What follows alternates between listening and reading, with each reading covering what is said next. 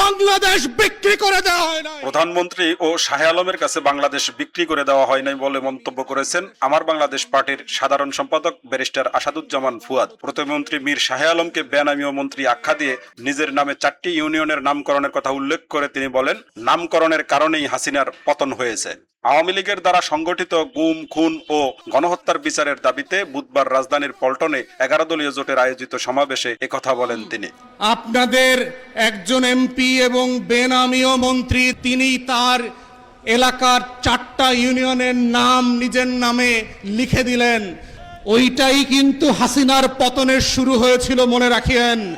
শেখের বেটি বাংলাদেশে থাকতে পারে নাই। স্কুলের নাম বদলাতে পারেন, কলেজের নাম বদলাতে পারেন, গ্রামের নাম বদলাতে পারেন, ইউনিয়নের নাম বদলাতে পারেন, ওসমান হাদির নাম বদলাতে পারবেন না।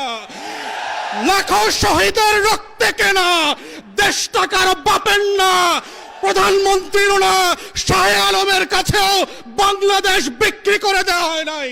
আইসিটি প্রসিকিউশন থেকে যোগ্য ব্যক্তিকে সরিয়ে অযোগ্যকে দায়িত্ব দেওয়া হয়েছে অভিযোগ করে ব্যারিস্টার ফুয়াদ বলেন, ইতিহাসের অন্যতম যোগ্য ব্যক্তিকে সরিয়ে দিয়ে অযোগ্য দালাল ও দলীয় লোককে বসানো হয়েছে, যিনি গুম খুনের বিচার করতে ভয় পাচ্ছেন। তাই গুম খুনের বিচারের ওপেন পাবলিক হিয়ারিং এর দাবি সংসদে তুলে ধরতে বিরোধী দলীয় সংসদ সদস্যদের প্রতি আহ্বান জানান তিনি।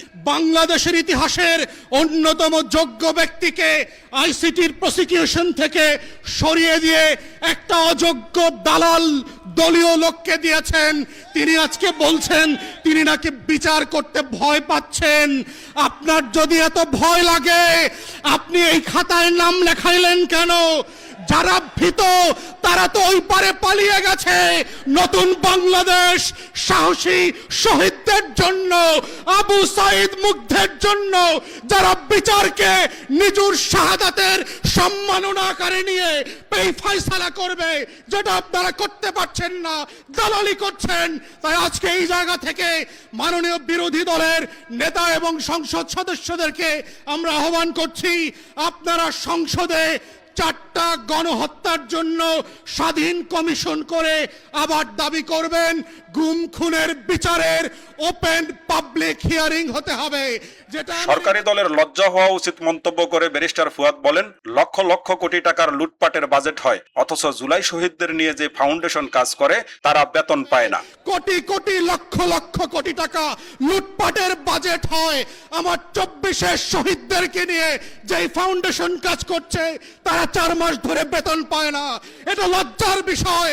লজ্জা হওয়া দরকার সরকারি দলের, যাদের রক্ত দিয়ে আপনারা ক্ষমতায় এসেছেন। আমরা গণ অভ্যুত্থানের আমলনামার উপর ভিত্তি করে দেশ পরিচালনার আহ্বান জানিয়ে সরকারের উদ্দেশ্যে ব্যারিস্টার ফুয়াদ বলেন, ভুল করলে আপনাদের জন্য বিমান রেডি করা হবে।